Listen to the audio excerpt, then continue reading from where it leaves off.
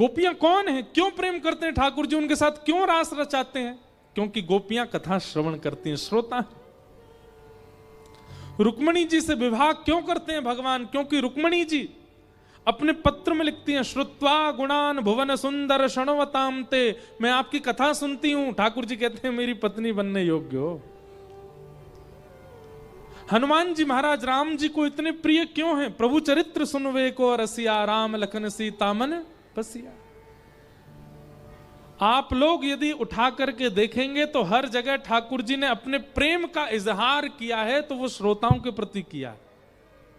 सुनने वाले इतने प्रिय लगते हैं ठाकुर जी को।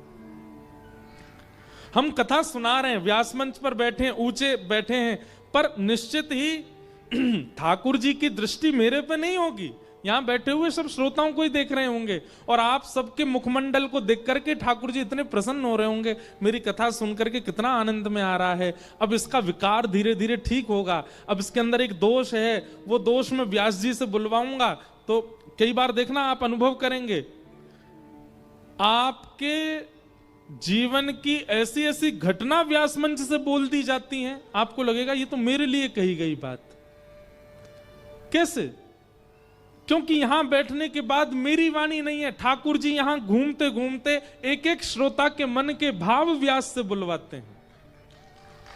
इसलिए सबके चित्त के संशय अपने आप निवृत्त होने लग जाते हैं। आपने जिज्ञासा प्रकट किया, जितने प्रश्न आए, हम एक बात कहेंगे, कल भी प्रश्न कीजिएगा, जिनको प्रश्न करने का मन है वो जरूर जिज्ञासा भेजिएगा, पर एक बार ऐसा प्रयास कीजिए, आप जिज्ञासा केवल मन में रखिए और लगातार 7 दिन तक कथा सुनिए। आपकी जिज्ञासा का समाधान बिना पूछे अपने आप कथा के किसी प्रसंग में प्रकट हो जाएगा। कैसे? क्योंकि इस कथा पंडाल में ठाकुर जी भ्रमण करते हैं, एक एक श्रोता का मुखमंडल देखते हैं, एक एक श्रोता के चित्त के भाव देखते हैं, और वह भाव जाकर के तुरंत व्यास की वाणी पर बैठ करके उसका प्रत्युत्तर दिलवा देते हैं। यह कथा का प्रभाव है। ठाकुर जी को श्रोता बहुत अच्छे लगते हैं।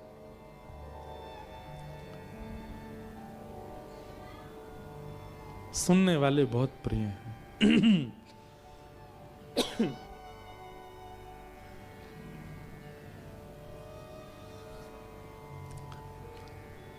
मैं भगतन को दास, भगत मेरे मुकुट मणि, ठाकुर जी गाते हैं।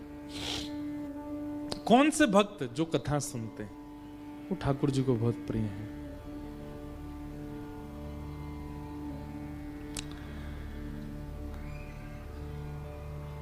उत्तरा के बालक की भगवान ने रक्षा की। पूज्य दादा गुरुदेव भगवान कहते हैं क्योंकि वह बालक भविष्य में कथा का श्रोता होने वाला था, इसलिए। नहीं तो परीक्षित से ऐसी कोई विशेष क्रिया तो नहीं हुई थी आगे चल के। एक छत्र सम्राट थे, वो तो उनको होना ही था, क्योंकि पांडव उनको बिठा करके गए थे। उनके द्वारा कलयुग को रोका गया। पांडव होते तो पांडव भी रोक देते, कलयुग को बांधा गया, पांडव भी बांध देते। पर विशेष क्रिया क्या हुई कि एक महत् पुरुष के द्वारा 7 दिन तक अपनी मृत्यु काल में मरणासन अवस्था में बैठ करके उन्होंने भागवत की कथा को श्रवण किया। वे श्रोता हैं भागवत के, इसलिए ठाकुर जी को अति प्रिय है।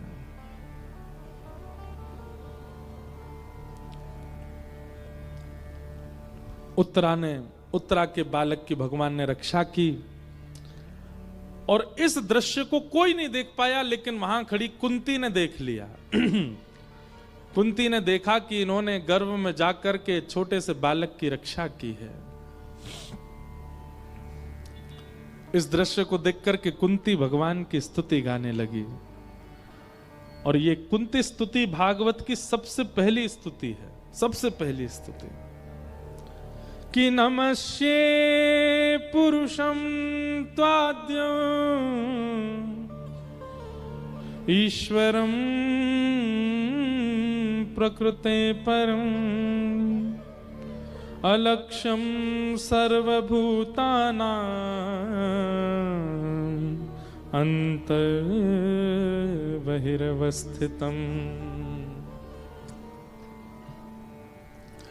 कुंती क्या कह रही है भगवान से?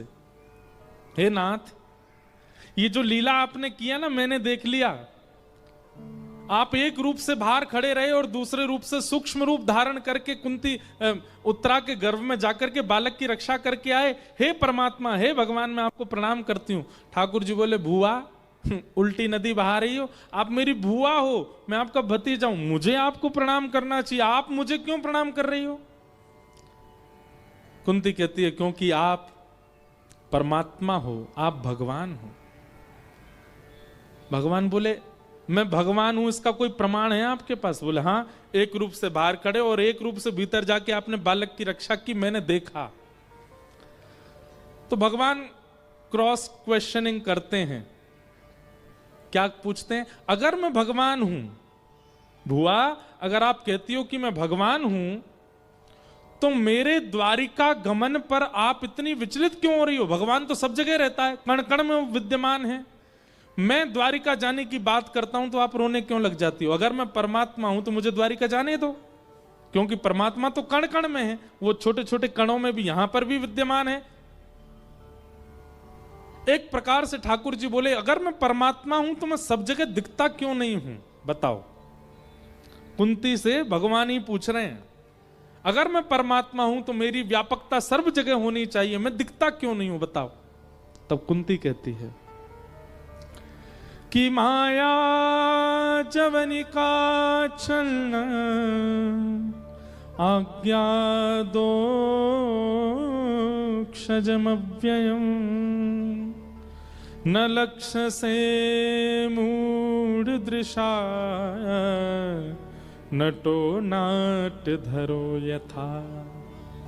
जिस प्रकार कठपुतली नाचती है, कठपुतली गिर जाती है, कठपुतली हंसती है, कठपुतली रोती है, देखने वालों को लगता है कठपुतली सारी क्रिया कर रही है, पर नहीं नाथ, एक व्यक्ति अपने हाथों में धागा बांध करके उस कठपुतली से नृत्य करवाता है। कठपुतली और उस व्यक्ति के बीच में एक पर्दा पड़ा होता है, अगर वो पर्दा हटा दिया जाए तो सारा भेद खुल जाएगा।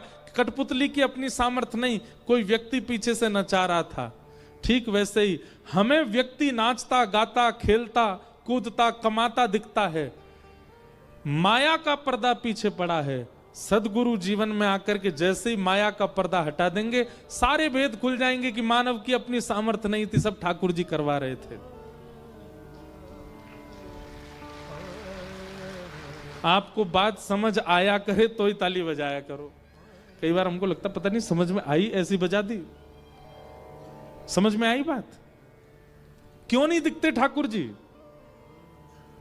क्योंकि माया वो बीच में खड़ी है। आपको दिख रहा है, व्यास जी मंच पर आते हैं, बैठ के क्या बढ़िया कथा सुनाते हैं, क्या गाते हैं, क्या आनंद कराते हैं। अब करते तो हम ऐसे ही हैं, उठपटांग, जैसी जैसी गुरुदेव आदियों की कृपा थोड़ा बहुत सुना देते हैं। आप लोगों को लगता है देखो कितना अच्छा बोला है इन्होंने, कितनी अच्छे गाए, पर ये माया अगर अलग हो जाए सामने से तो आप सबको भेद पता चल जाए कि ये नहीं बोल रहे हैं, इनके पीछे जो त्रिभंग लली बैठे हैं ना, वही इनकी वाणी का माध्यम लेके वही इनसे बुलवा रहे हैं। इनकी क्या सामर्थ्य जो ये बोले, वही बुलवा रहे हैं। आपको ये बात पता चल जाएगी अगर सदगुरु आपको दृष्टि प्रदान कर दें तो। जब तक सदगुरु दृष्टि नहीं देंगे आपको ये लगेगा ये कितना सुंदर, ये कितना धनवान, ये कितना ऐश्वर्यवान, ये कितना मायावान। अच्छा, माया किसको कहते हैं? जो आपको अपनी ओर खींचे। ठाकुर जी के अलावा जितनी भी वस्तु संसार की आपको अपनी ओर खींचे वही माया है।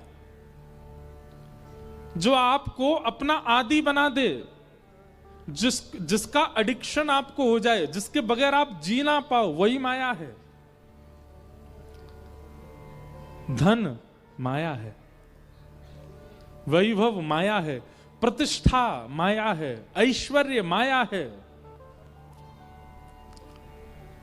कंचन माया है, सब माया है जो आपको अपनी ओर खींच लेती है। और एक बार उसका आस्वादन करने के बाद, एक बार उसको चखने के बाद, फिर बार बार उसको चखने की इच्छा प्रकट हो, उसमें उस स्थिति में जाने की इच्छा प्रकट हो, वो माया है। और ये माया जब तक जीवन में रहेगी तब तक हमको इंसान ही दिखेंगे, तब तक हमको संसार ही दिखेगा, ठाकुर जी नहीं दिख सकते। वही बात यहां कुंती कह रही है, माया जवनिका छन्न आज्ञा दोक्षजम अव्ययम। हे अधोक्षज, आप इसलिए नहीं दिखते क्योंकि माया बीच में खड़ी है। कैसे दिखेंगे? गुरु कृपा। गुरु यदि प्रसन्न हो जाए तो संभव है। आगे कुंती भगवान की स्तुति गाती है और कुंती अंत में भगवान के आगे झोली फैलाती है और झोली फैला के कहती है, मैं आपसे कुछ मांगना चाहती हूं। भगवान बोले मांगो। नहीं, पहले वचन दो, जो मांगूंगी सो दोगे। भगवान बोले आप मांगिए, हम देने में देरी नहीं करेंगे। नहीं नहीं, पहले वचन रख दीजिए कि जो मांगूंगी वो दोगे। भगवान ने वचन दिया, जो मांगोगी सो देंगे, मांगो क्या चाहिए। तब तो कुंती कहती है कि विपदा संतु न सस्वत तत्र तत्र जगद्गुरो भवतो दर्शनम यत् स्यात् अपुनः भव दर्शनम। हे नाथ, इस संसार में जितनी पीड़ा हैं, जितने कष्ट हैं, जितने दुख हैं, जितने दारिद्र हैं, जितनी विपत्तियां हैं, वो सब मेरे जीवन में आ जाएं, कृपा करके ऐसा अनुग्रह कर दो। सुनते ही ठाकुर जी पीछे खिसक गए। बुआ क्या मांग रही हो? और मुझसे वचन रखवा लिया आपने कि जो मांगूंगी सो दोगे। ये क्या मांगा आपने? दुख, दारिद्र, संकट, कष्ट, विपत्ति। तुम्हारा पेट नहीं भरता क्या? बचपन से मैंने तुम्हारा जीवन देखा, आज तक कभी आप प्रसन्न नहीं रही हो। छोटी सी अवस्था में एक संत की कृपा से आपको ऐसा मंत्र प्राप्त हुआ कि उस मंत्र के उच्चारण से देवता आपके सामने प्रकट हो जाते थे। और एक बार आपने उस मंत्र का उच्चारण किया, सूर्य प्रकट हो गए। आपने सूर्य देवता से कहा, मैं तो ऐसी देख रही थी मंत्र में सामर्थ्य कि नहीं, आप चले जाओ। सूर्यदेव बोले ऐसे तो नहीं जाएंगे, कुछ दे के जाएंगे। और सूर्य ने अपना जैसा पुत्र आपको दे दिया, कर्ण। छोटी सी अवस्था में बिना विवाह के आपको पुत्र प्राप्त हो गया। लोक मर्याद की भावना को चित्त में रखते हुए उस बालक को लता पत्रों में लपेट करके आपने बहा दिया। एक मां अपने पुत्र को बाल्यकाल में बहा देती है, कितना कष्ट। उसके बाद पांडु महाराज से आपका विवाह हुआ, जो कि घनघोर मरीज थे और उनको भी शाप लगा हुआ था कि अपनी गृहिणी के पास प्रेम भाव से जाओगे तो तुम्हारी मृत्यु हो जाएगी। ऐसे पति मिले। 5 पुत्र हुए, लेकिन 5 को ही राज शासन नहीं मिला। दर दर भटकना पड़ा, वनवास करना पड़ा। और एक अपना पुत्र जब कौरवों के वंश में चला गया, उसको मरते हुए अपनी आंखों के आगे देखना पड़ा। कितना कष्ट साहब हुआ अपने अपने पूरे जीवन में। और आज जब युधिष्ठिर राजा बन गया, आज जब पांडव जीत गए, हस्तिनापुर की राज्य गद्दी आप लोगों को मिल गई, इतने संघर्ष के बाद आप मेरे सामने झोली फैला करके कह रही हो कष्ट दे दो। बुआ, मुझे लगता है तुझे आदत पड़ गई है कष्ट सहने की। इतने कष्ट भोगने के बाद व्यक्ति कष्ट कैसे मांग सकता है? कुंती के नेत्र बंधुओं, मैं एक बात कहता हूं, कृष्ण, कुंती और कर्ण, इन 3 के जीवन को आप कभी देखिएगा, आपका हृदय झकझोर जाएगा। कुंती कहती है, नाथ, नेत्रों में आंसू हैं, मुख पर प्रसन्नता है। मुझे बाल्यकाल में बिना विवाह के पुत्र प्राप्त हुआ और उस पुत्र को नदी में बहाना पड़ा। ये कष्ट मेरे जीवन में आया। पीलिया का मरीज और ना जाने कितनी बीमारियों के मरीज पति से मेरा विवाह हुआ, ये कष्ट मेरे जीवन में आया। मेरे बच्चों को कभी राज शासन सुख नहीं भोगना पड़ा, उनको दर दर भटकना पड़ा, वन में जाना पड़ा, कितने कष्ट सहने पड़े। मेरे अपने पुत्र कर्ण को अपनी आंखों के आगे मृतक देखना पड़ा और उसमें भी किसी को पता ना चल जाए, इसलिए प्रसन्नता व्यक्त करनी पड़ी कि अच्छा हुआ। इन सारे कष्टों को भोगते समय एक बात देखी आपने कन्हैया, क्या? कि तुम हमारे साथ ही थे, तुम मेरा हाथ पकड़ के खड़े थे, मुझे छोड़ करके नहीं गए। और आज जब युधिष्ठिर हस्तिनापुर का राजा बन गया, जब पांडवों को महाभारत युद्ध की विजय प्राप्त हो गई, जब हम लोग फिर से सुखमय जीवन में आ गए, तो तुम रथ पर बैठ करके द्वारिका जा रहे हो, हमें छोड़ करके जा रहे हो। इसलिए मैं झोली फैला करके कह रही हूं, मुझे कष्ट दे दो, क्योंकि जब जब कष्ट था तुम हमारे साथ थे, और आज जब सुख आया तो तुम हमें छोड़ के जा रहे हो। मुझे कष्ट भोगने की इच्छा नहीं है, मुझे कष्ट में रहने की लत नहीं लगी है, मुझे आपकी लत लग गई है, मुझे आपके संग रहने की इच्छा है। मुझे आदत दुख की नहीं है, आदत आपकी है कन्हैया। मैं कष्ट इसलिए मांग रही हूं क्योंकि मैंने आज तक देखा है कि कन्हैया कष्ट की घड़ी में हमारे साथ खड़ा है। और आज आपको जाते देख मुझे युधिष्ठिर के माथे पर यह मुकुट अच्छा नहीं लग रहा है, क्योंकि इसी की वजह से आप जा रहे हो। अगर आज भी पांडव हार गए होते, पांडवों के साथ में अच्छा ना हुआ होता, हम लोग नहीं जीते होते, तो अब भी तुम चिंता करके हमारा हाथ पकड़ के खड़े ही होते। इसलिए मुझे ये सुख अच्छा नहीं लग रहा है, क्योंकि आप जा रहे हो। भगवान ने दौड़ करके कुंती को हृदय से लगा लिया। दाता तेरा मेरा प्यार कभी ना बदले, दाता तेरा मेरा प्यार कभी ना बदलो, कभी ना कभी तुझसे ओढ़ू, कभी ओ सत्संग तेरा छोड़ू कभी ना, मुख भी तुमसे मोड़ू कभी ना। सत्संग तुमसे छोड़ू कभी ना, मुख भी तुमसे मोड़ू कभी।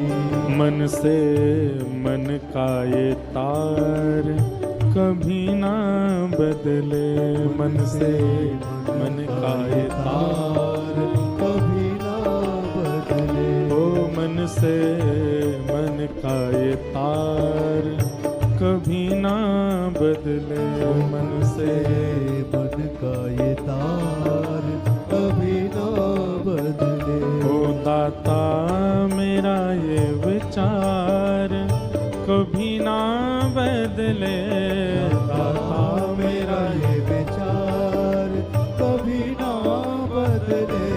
दाता मेरा ये विचार कभी ना बदले, दाता मेरा ये विचार कभी ना बदले। हे दाता तेरा मेरा प्यार कभी ना बदले, तेरा मेरा प्यार कभी ना बदले। दाता तेरा मेरा प्यार कभी ना बदले। तेरा मेरा प्यार कभी ना बदले। हे गोविंद मेरो है, गोपाल मेरो है, गोविंद मेरो है, गोपाल मेरो है। हे गोविंद मेरो है, गोपाल मेरो है, गोविंद मेरो है,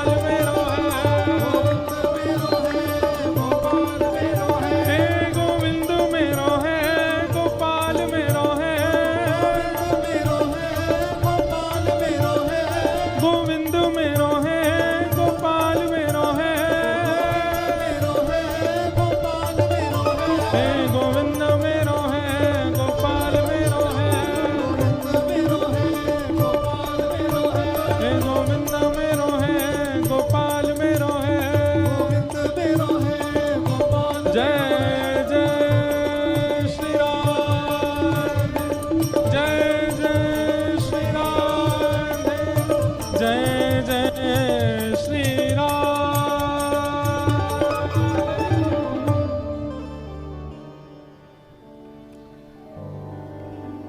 सत्संग तेरा छोड़ू कभी ना, मुख भी तुमसे मोड़ो कभी ना, मन से मन का ये तार कभी ना बदले, दाता मेरा ये विचार कभी ना बदले, दाता तेरा मेरा प्यार कभी ना बदले।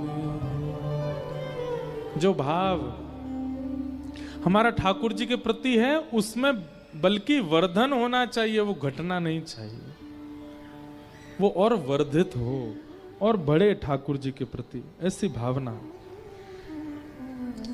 कुंती ने भगवान की स्तुति गाई।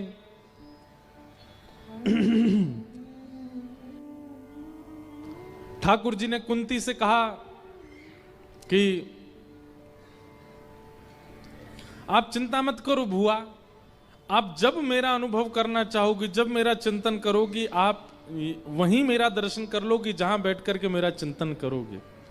इसलिए ऐसी कथा आती है कि जब ठाकुर जी लीला पूरी करके गए और ठाकुर जी की लीला पूर्ति का समाचार जैसे ही कुंती को प्राप्त हुआ कि भगवान श्री कृष्ण लीला पूरी करके चले गए, ये सुनते ही सबको दुख हुआ, पीड़ा हुई, परंतु कुंती के तो प्राण ही चले गए। ठाकुर जी की भगवत धाम गमन लीला का भाव सुनते ही कुंती ने अपने प्राण त्याग दिए। उतना प्रेम ठाकुर जी से करती थी।